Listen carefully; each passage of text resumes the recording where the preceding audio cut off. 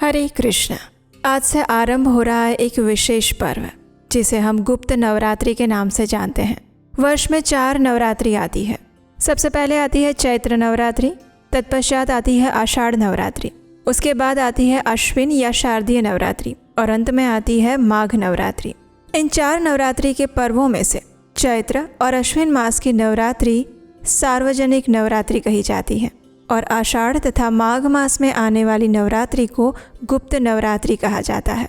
इन्हें गुप्त नवरात्रि इसलिए कहा जाता है क्योंकि इन दिनों में की गई देवी दुर्गा की उपासना और साधना गुप्त होती है, यानी कि ये व्यक्तिगत साधना और उपासना का पर्व होता है। जबकि चैत्र और शारदीय नवरात्रि हम सभी के साथ मिलकर सार्वजनिक रूप से मनाते हैं, जिसमें आत्मिक व्यक्तिगत साधना भी होती है और सार्वजनिक त्यौहार और उत्सव भी। लेकिन जो 2 गुप्त नवरात्रि होती है माघ और आषाढ़ मास में आने वाली, वो सिर्फ और सिर्फ एक साधक के लिए अपनी आंतरिक ऊर्जा को जगाने के लिए गुप्त रूप से की जाने वाली आंतरिक यात्रा होती है, इसलिए उसे गुप्त नवरात्रि कहते हैं। और ऐसे ही माघ मास की गुप्त नवरात्रि का आज से आरंभ होने जा रहा है। आप में से कई भक्तों ने हमें प्रार्थना की थी कि आप गुप्त नवरात्रि के विषय में भी जानना चाहते हैं और आप में से कई भक्त गुप्त नवरात्रि का पालन भी कर रहे होंगे। तो इसलिए आज से आरंभ करके हम इस गुप्त नवरात्रि के प्रत्येक दिन में इसी गुप्त नवरात्रि से जुड़े हुए माँ दुर्गा के विभिन्न स्वरूपों की कथाएं आपके लिए लेकर आने वाले हैं। तो इस गुप्त नवरात्रि के सभी दिनों की कथाएं प्रातः काल में आप अपने चैनल उपदेश अष्टकम पर सुन सकते हैं। चैत्र और शारदीय नवरात्रि के सार्वजनिक उत्सव में दुर्गा देवी के 9 विभिन्न स्वरूपों की पूजा की जाती है और गुप्त नवरात्रि के अंदर देवी दुर्गा की 10 महाविद्याओं की उपासना की जाती हैं। और ये 10 महाविद्याएं हैं माँ काली, माँ तारा, माँ त्रिपुर सुंदरी, माँ भुवनेश्वरी, माँ त्रिपुर भैरवी, माँ छिन्नमस्ता, माँ धूमावती, माँ बगलामुखी, माँ मातंगी और माँ कमला। इस बार माघ मास की गुप्त नवरात्रि का आरंभ आज यानी कि 19 जनवरी 2026 के दिन से शुरू हो रहा है। माघ मास के शुक्ल पक्ष की प्रतिपदा तिथि का आरंभ हो जाएगा 18 जनवरी 2026 मध्य रात्रि में 1:21 से और ये प्रतिपदा तिथि समाप्त हो रही है 19 जनवरी 2026 को मध्य रात्रि में 2:14 पर। तो इसीलिए 19 जनवरी से गुप्त नवरात्रि का आरंभ हो रहा है। जो भक्त इस गुप्त नवरात्रि का पालन कर रहे हैं उनके लिए घट स्थापना का प्रातःकालीन मुहूर्त है सुबह 7:14 से लेकर 10:46 के बीच में। अगर कोई अभिजीत मुहूर्त में भी घट स्थापना करना चाहते हैं तो अभिजीत मुहूर्त का समय है दोपहर में 12:11 से लेकर 12:53 के बीच में।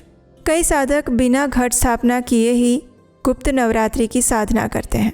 कई स्थानों पर ऐसी मान्यता है कि गुप्त नवरात्रि में की गई साधना गुप्त होनी चाहिए, यानी उसे किसी को बताना नहीं है। और इसलिए भी कई भक्त कलश की स्थापना किए बिना ही अपनी आध्यात्मिक साधना चालू रखते हैं। गुप्त नवरात्रि के इन 9 या 10 दिनों में 10 महाविद्याओं के साथ साथ देवी दुर्गा के 9 विशेष स्वरूपों की भी पूजा की जाती है। यानी चैत्र और शारदीय नवरात्रि में हम देवी दुर्गा के जिन स्वरूपों की पूजा करते हैं उन सभी की पूजा भी इन दिनों में की जा सकती है। वास्तव में गुप्त नवरात्रि तंत्र विद्या के उपासकों के लिए है। जो तांत्रिक साधना में अग्रसर होना चाहते हैं उनके लिए ये शक्ति संचित करने का समय होता है। लेकिन सामान्य साधक भी इन दिनों में अपनी आंतरिक आध्यात्मिक यात्रा को, साधना को मजबूत बनाने के लिए सात्विक रूप से भी देवी दुर्गा की उपासना कर सकते हैं।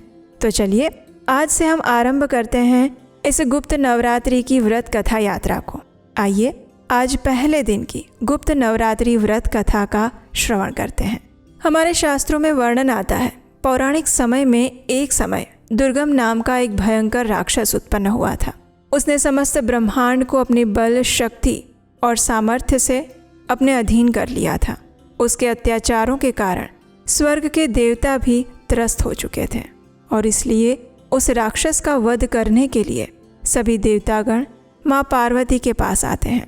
माँ पार्वती की प्रार्थना करते हुए वे सभी देवतागण आर्त पुकार करते हुए कहते हैं, हे जगत जननी जगदम्बे, इस समय हम अत्यंत कठिन परिस्थिति में हैं और उसमें से मात्र आप ही हमारा उद्धार कर सकती हैं। हे देवी शक्ति, माँ दुर्गा, आप हम पर कृपायमान होइए, हमारी रक्षा कीजिए। देवताओं की इस प्रकार आर्त प्रार्थना सुनने के बाद माता पार्वती अपने शरीर से अपनी शक्ति का एक अंश भगवान शिव को समर्पित करती हैं और उस समय भगवान शिव के तीसरे नेत्र से एक दैवी शक्ति प्रकट होती है, जिनका वर्ण घने अंधकार के जैसा श्याम था। 10 दिशाएं ही उनके वस्त्र थे। उन्होंने मुंडमाला धारण की हुई थी। उनकी जीभ बाहर में थी। वे अत्यंत क्रोध में थी। उनके नेत्र और जीवा लाल रंग के दिखाई दे रहे थे और अंततः वो देवी जाकर उस दुर्गम नाम के असुर का वध करती हैं। देवी महात्म्य में वर्णन आता है कि माँ काली की एक और पौराणिक कथा थी।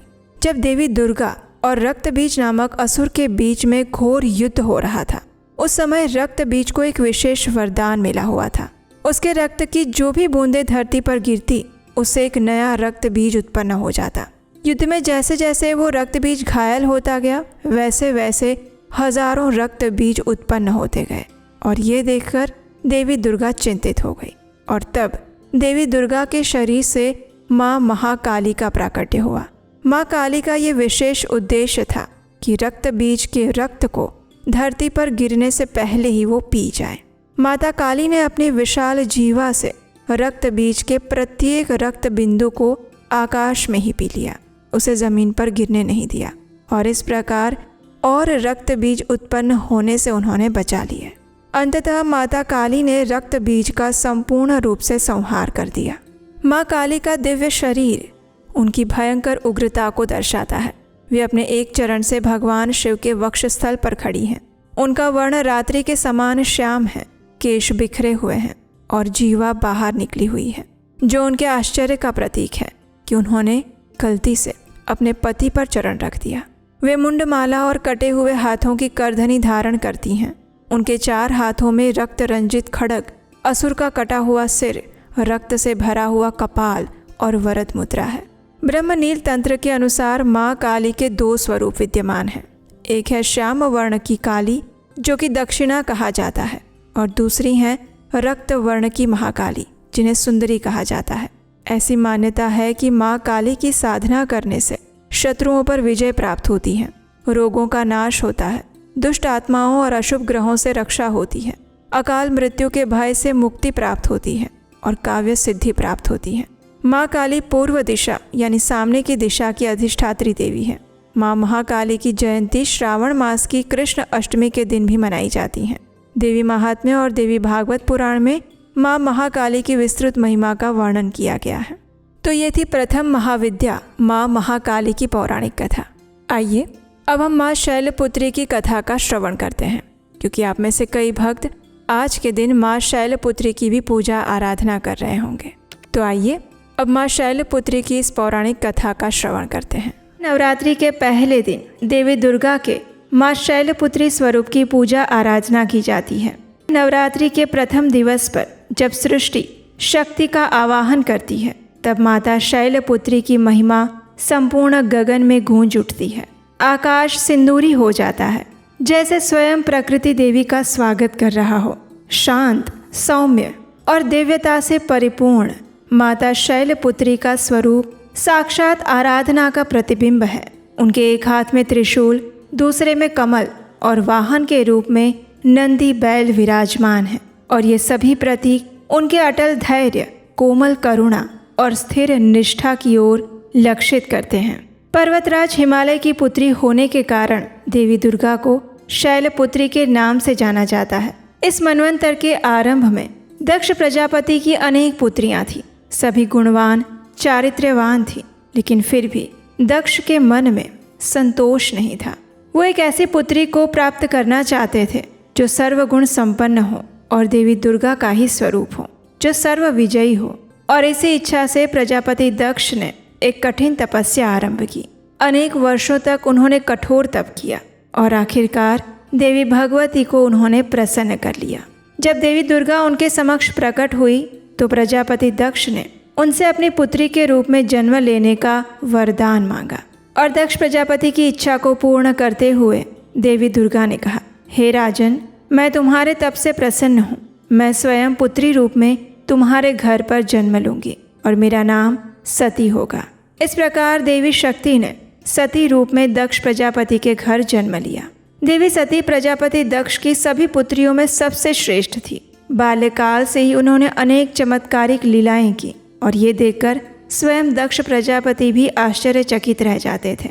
जब सती विवाह योग्य हुई तो दक्ष प्रजापति ने ब्रह्मा जी से उनकी सलाह मांगी और ब्रह्मा जी ने कहा, देवी सती आदि शक्ति का अवतार है और आदि शक्ति और शिव आदि पुरुष हैं, इसलिए सती के विवाह के लिए शिव ही उपयुक्त वर है। हालांकि दक्ष प्रजापति की इच्छा नहीं थी, लेकिन फिर भी उन्होंने ब्रह्मा जी की बात मानकर देवी सती का विवाह भगवान शिव के साथ करवा दिया। अब एक बार ब्रह्मा जी ने धर्म के निरूपण हेतु एक विशाल सभा का आयोजन किया था। उसमें सभी देवतागण विराजमान थे और भगवान शिव भी पधारे हुए थे। उतने में दक्ष प्रजापति का आगमन हुआ। सभी देवता वहां से उठकर खड़े हो गए, दक्ष प्रजापति को सम्मान दिया। लेकिन भगवान शिव तो परम वैष्णव है, वे अपनी ही धुन में अपनी ही भक्ति में लीन थे और इसलिए ना उन्हें मान सम्मान से फर्क पड़ता है और ना ही उनका वास्तव में ध्यान प्रजापति दक्ष की ओर गया और इसलिए वे प्रजापति दक्ष के सम्मान में खड़े नहीं हुए। और ये देखकर दक्ष प्रजापति को क्रोध आ गया। उन्होंने सोचा, ब्रह्मा जी तो मेरे पिता हैं, इसलिए वे उठकर मेरा स्वागत ना करें तो ठीक है, लेकिन शिव तो मेरे दामाद हैं, उन्हें तो मेरे सम्मान में खड़ा होना चाहिए था। इस प्रकार दक्ष ने इसे अपना अपमान समझा और उनके हृदय में शिव के प्रति द्वेष की आग और ज़्यादा जलने लगी। समय बीतता गया। माता सती और भगवान शिव का दाम्पत्य जीवन चल रहा था। एक दिन भगवान शिव को तपस्या में लीन देखकर माता सती ने उनसे पूछा, हे स्वामी, आप प्रतिदिन राम नाम का जप करते हैं, आखिर कौन है ये राम? तब भगवान शिव ने उत्तर दिया, हे देवी, राम आदि पुरुष हैं, स्वयंभू हैं, मेरे परम आराध्य देव हैं, वे सगुण भी है और निर्गुण भी। अब ये सुनकर देवी सती के मन में संदेह उत्पन्न हुआ। उन्होंने सोचा कि अयोध्या के राजा दशरथ के पुत्र श्री राम आदि पुरुष कैसे हो सकते हैं? वे तो इसी क्षण अपनी पत्नी सीता के वियोग में दंडकारण्य वन में घूमते हुए रुदन कर रहे हैं, क्रंदन कर रहे हैं। ऐसे सामान्य मनुष्य की भांति लीला करने वाला मनुष्य परम भगवान कैसे हो सकता है? ये सोचकर देवी सती ने उनकी परीक्षा लेने का निर्णय लिया और वे पहुंच गई दंडकारण्य में भगवान श्री राम के समक्ष, लेकिन अपने स्वरूप में नहीं, देवी सीता के स्वरूप में। माता सीता का स्वरूप धारण करके वे जैसे ही भगवान श्री रामचंद्र के सामने पहुंची, उसी क्षण भगवान श्री राम ने उन्हें पहचान लिया। उन्हें हाथ जोड़कर प्रणाम करके उनसे कहा, हे माता सती, आप यहाँ इस घोर वन में अकेली विचरण क्यों कर रही हैं? भगवान शिव कहाँ हैं? जैसे ही देवी सती ने ये सुना तो वे आश्चर्यचकित रह गई। वो समझ चुकी थी कि ये सच में आदि पुरुष भगवान हैं, वे सिर्फ मनुष्य स्वरूप में लीला कर रहे हैं। इस परीक्षा को लेने के बाद उदास मुख से वे वापस कैलाश पर आ गई और आकर उन्होंने भगवान शिव से सारा वृत्तांत कह सुनाया। और ये सुनकर भगवान शिव ने कहा, हे सती, तुमने भगवान श्री रामचंद्र की परीक्षा लेने के लिए माता सीता का स्वरूप धारण किया था। अब तुम मेरे लिए पूजनीय हो गई हो। अब हमारे बीच पति पत्नी का संबंध नहीं रह सकता। ये सुनकर सती अत्यंत दुखी हुई और भगवान शिव इतना कहकर समाधि में लीन हो गए। अब दिन बीतते गए। एक समय दक्ष प्रजापति ने एक महान यज्ञ का आयोजन किया और उस यज्ञ में उन्होंने सभी देवताओं को आमंत्रित किया। यक्ष, गंधर्व, किन्नर, सभी देवता, असुर, पाताल लोक के निवासी, नाग लोक के निवासी, इस संपूर्ण सचराचर जगत में ऐसा कोई नहीं था जो दक्ष के उस यज्ञ में आमंत्रित ना हो, सिवा एक व्यक्ति के, और वो थे भगवान शिव और देवी सती। जब सती को इस बात का पता चला तो वो दुखी हुई। उसका मन किया कि मैं भी पिता के वहाँ यज्ञ में जाऊँ, और वो पहुँच गई अपने स्वामी भगवान शिव के पास। सती ने भगवान शिव के पास जाकर कहा, स्वामी, मेरे पिता एक बहुत बड़ा यज्ञ कर रहे हैं, हमें भी उस यज्ञ में जाना चाहिए। ये सुनकर शिव जी ने कहा, देवी, आपके पिता ने हमें आमंत्रित नहीं किया है और जहाँ पर आमंत्रण ना मिले उस स्थान पर नहीं जाना चाहिए। लेकिन देवी सती को अपने पिता के घर जाने की उत्सुकता थी। उन्होंने शिव जी को मनाने का बहुत प्रयास किया और अत्यंत आग्रहपूर्वक उनसे कहा कि वो अवश्य ही जाना चाहती हैं। जब भगवान शिव के मना करने पर और समझाने पर भी देवी सती नहीं मानी तो भगवान शिव ने उन्हें अपनी आज्ञा दी और नंदी तथा अन्य गणों के साथ उन्हें दक्ष प्रजापति के घर पर जाने के लिए भेज दिया। देवी सती जैसे ही उस दक्ष प्रजापति के यज्ञ में पहुंची तो किसी ने उनका स्वागत नहीं किया और ना ही वहां पर उनके लिए कोई स्थान बनाया गया था। वहां सभी देवताओं के लिए हिस्से रखे गए थे, लेकिन भगवान शिव का कोई भाग नहीं था। तब सती ने पिताजी से पूछा, हे पिताश्री, इस श्रेष्ठ यज्ञ में सबके भाग दिखाई दे रहे हैं, लेकिन कैलाशपति भगवान शिव का भाग क्यों नहीं है? ये सुनकर दक्ष प्रजापति ने कहा, पुत्री, मैं तुम्हारे पति को देवता नहीं समझता। वो तो भूतों का स्वामी है, निर्वस्त्र रहता है, अस्थियों की माला पहनता है। वो देवताओं की पंक्ति में बैठने योग्य कहाँ है?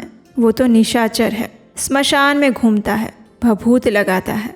इस प्रकार कहते हुए दक्ष प्रजापति ने भगवान शिव की निंदा करना आरंभ कर दिया और भगवान शिव के लिए ऐसे अपमान पूर्वक वचन सुनकर सती को अत्यंत क्रोध आ गया। उनका मुख प्रलय काल के सूर्य के समान दमकने लगा। वे अत्यंत पीड़ा और अपमान से तिलमिलाते हुए कहने लगी, हाय, मैं ये शब्द कैसे सुन सकती हूँ? मुझे धिक्कार है। हे देवताओं, तुम सबको धिक्कार है। तुम भी उन कैलाशपति के लिए ये शब्द कैसे सुन सकते हो जो मंगल के प्रतीक है, जो क्षण मात्र में संपूर्ण सृष्टि को नष्ट करने की क्षमता रखते हैं। वे मेरे स्वामी हैं और नारी के लिए उसका पति ही स्वर्ग होता है। जो नारी अपने पति के लिए अपमानजनक शब्द सुनती है उसे नर्क में जाना पड़ता है। हे पृथ्वी, ध्यान से सुनो। हे आकाश, तुम भी सुनो। देवताओं, मेरे शब्द ध्यान पूर्वक सुनो। मेरे पिता ने मेरे स्वामी का अपमान किया है। मैं अब एक क्षण भी जीवित नहीं रह सकती। इतना कहकर देवी सती ने अपने शरीर की ज्वाला से अग्नि प्रकट की और दक्ष प्रजापति के उसी यज्ञ कुंड में कूदकर उन्होंने अपनी आहुति दे दी। यक्ष के यज्ञ में इस प्रकार देवी सती का अग्निदाह देखकर चारों ओर हाहाकार मच गया। जब भगवान शिव को इस बात का पता चला तो उन्होंने क्रोध में आकर वीरभद्र को उस यज्ञ को नष्ट करने के लिए भेजा और वीरभद्र और भगवान शिव के अनेक गणों ने उस संपूर्ण महान यज्ञ को ध्वंस कर दिया। देवता और ऋषि मुनि भागने लगे और वीरभद्र ने तुरंत ही दक्ष प्रजापति का सिर काट दिया और फिर भगवान शिव वहां पर आकर देवी सती के मृतदेह को लेकर संपूर्ण पृथ्वी पर तांडव करने लगे। वे स्वयं को भूल गए। उन्होंने देवी सती के जले हुए शरीर को कंधे पर रख लिया और सभी दिशाओं में भ्रमण करने लगे। उनके इस अलौकिक प्रेम को देखकर पृथ्वी रुक गई, हवा रुक गई और जल का प्रवाह ठहर गया। संपूर्ण सृष्टि व्याकुल हो गई और भयानक संकट को देखकर सृष्टि के पालक भगवान विष्णु आगे आए। उन्होंने अपने सुदर्शन चक्र से देवी सती के शरीर के अंगों को काटना शुरू किया और इस प्रकार देवी सती के शरीर के विभिन्न अंग 51 स्थानों पर गिरे। जब वे सारे अंग कट गए तब भगवान शिव पुनः अपनी सामान्य अवस्था में आए और सृष्टि के सारे कार्य फिर से चलने लगे। धरती पर जिन 51 स्थानों पर देवी सती के अंग गिरे थे वे आज शक्तिपीठ के नाम से जाने जाते हैं और आज भी उन स्थानों में देवी माता की पूजा और उपासना की जाती है। दक्ष प्रजापति की एक और पुत्री थी और उसका नाम था स्वधा। उसका विवाह पितरों के साथ हुआ था और इन पितरों की 3 मानसी पुत्रियां थी, मैना, धन्या और कलावती। अब एक समय ऐसा हुआ कि ये तीनों कन्याएं भगवान विष्णु का दर्शन करने के लिए श्वेत द्वीप में पधारी और उसी समय 4 कुमार भी वहां आ गए। इन चारों सिद्ध गणों को देखकर भी वहां उपस्थित सभी लोगों ने खड़े होकर उनका स्वागत किया, लेकिन पितरों की ये 3 कन्याएं अपने स्थान से नहीं हिली और ये देखकर चारों कुमार उन पर क्रोधित हो गए। उन तीनों को स्वर्ग से दूर होकर नर स्त्री बनने का श्राप दिया। इस अभिशाप को सुनकर तीनों कन्याएं उनके चरणों में गिरकर क्षमा याचना करने लगी। आखिर इन तीनों पर दया करते हुए चतुष्कुमार ने इन्हें कहा कि सबसे बड़ी कन्या मैना को पर्वतराज हिमालय की पत्नी बनने का अवसर मिलेगा और वो देवी पार्वती की माता होगी जो कि स्वयं जगदम्बा के रूप में प्रकट होंगी। दूसरी कन्या धन्या को महाराज जनक की पत्नी और देवी सीता की माता होने का वरदान दिया और तीसरी कन्या कलावती को वृषभानु वैश्य की पत्नी और देवी राधा की माता होने का वरदान मिला। इस प्रकार वरदान पाकर तीनों कन्याएं श्वेत द्वीप से अपने घर लौट आई और वरदान के अनुसार प्रथम कन्या मैना का विवाह पर्वतराज हिमालय के साथ करवा दिया गया। विवाह के बाद सभी देवी देवता राजा हिमालय और देवी मैना के पास आए और उन्हें कठोर तपस्या के द्वारा देवी उमा को अपनी पुत्री रूप में प्राप्त करने का अनुरोध किया। ऐसा आवश्यक था क्योंकि उस समय सभी देवी देवता तारकासुर नामक राक्षस के क्रोध से त्रस्त रहते थे। उसे केवल महादेव जी का पुत्र ही मार सकता था और देवी सती के आत्मदाह के कारण ये कार्य अधूरा रह गया था। इसलिए इस कार्य को पूरा करने के लिए देवी सती को पार्वती के रूप में अपना अगला जन्म लेना था। देवताओं की आज्ञा को शिरोधार्य करके राजा हिमालय और उनकी पत्नी मैना तपस्या में लीन हो गए। देवी मैना सदैव ब्राह्मणों को दान देती, बड़े ही भक्ति भाव से देवी उमा की उपासना करती। पवित्र गंगा नदी के किनारे देवी उमा की मिट्टी की मूर्ति बनाकर अनेक प्रकार के भोग अर्पण करती। कठोर व्रत का पालन करते हुए कभी निराहार रहती तो कभी जल पर ही निर्भर रहती। एक समय तो उन्होंने केवल वायु पर ही जीवन यापन किया। इस प्रकार कठोर तपस्या करते हुए उन्हें 27 वर्ष बीत गए। इतने लंबे काल तक तपस्या करने के बाद जगदम्बा उमा देवी मैना से प्रसन्न हुई और तब उन्हें दर्शन देकर वरदान मांगने के लिए कहा। तब देवी मैना ने उनसे आग्रह किया कि वे स्वयं उनकी पुत्री के रूप में अवतार धारण करें। देवी उमा ने प्रसन्न होकर उन्हें ये वरदान दे दिया और इस प्रकार स्वयं देवी दुर्गा भगवती पर्वतराज हिमालय के घर पर उनकी पुत्री के रूप में पार्वती स्वरूप में अवतरित हुई। हिमालय पर्वतों के राजा थे और पर्वत को शैल भी कहा जाता है और इसीलिए पार्वती का नाम शैलपुत्री भी पड़ा और उनका एक अन्य नाम हेमवती भी है। और आज नवरात्रि के पहले दिन हम माता शैलपुत्री की इस कथा का श्रवण करते हैं। तो ये थी आज की माता शैलपुत्री की सुंदर पौराणिक कथा।